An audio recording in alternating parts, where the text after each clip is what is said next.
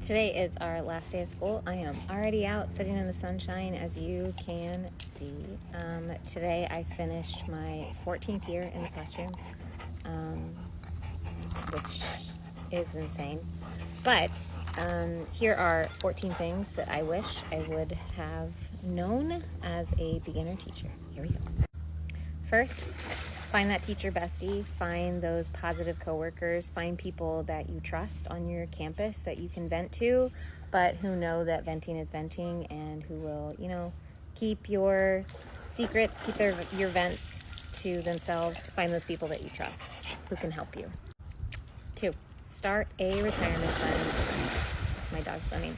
I don't care if you are in the public sector and you have a pension that you're paying into. I don't care if you're in the private sector and you don't have a pension. I don't care if you don't have the money for it. Set aside something every single paycheck that you can afford and start your retirement right now. 3 is, if you're a young teacher, just remember that you don't have to prove yourself to anyone. You don't have to be super strict so that people and parents take you seriously. You don't have to be super fun all the time so that everybody loves you, especially if you're a people pleaser like me and you are desperate for people's attentions and affections and approval. Let it go as best you can and try and do you and protect your spirit and protect yourself. Do things that bring you joy and not just because they bring others joy.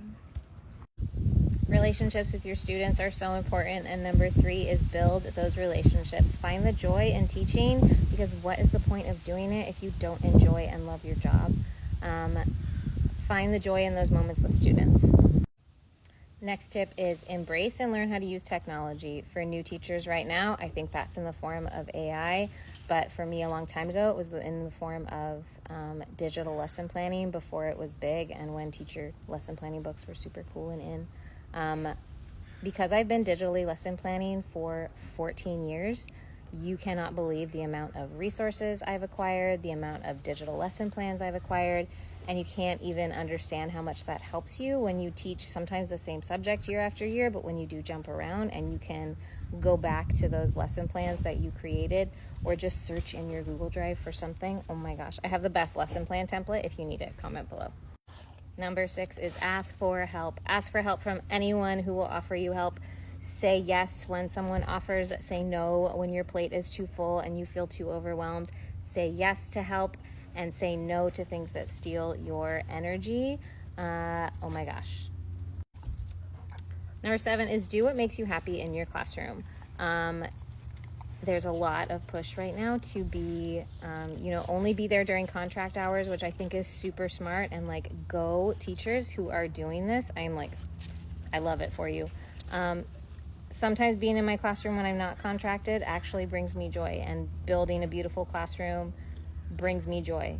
So just do you, right? You don't have to do what brings me joy. You have to do what brings yourself joy. And I love building a beautiful classroom atmosphere for me and my students. It's just what I like to do, which means I sometimes have to be there during non-contract hours and spend money that is, not allocated for my classroom. Are you okay, dog?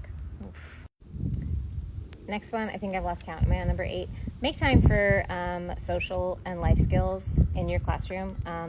Don't be so stressed about curriculum, and don't be so stressed about hitting every single thing that you have to hit throughout the year.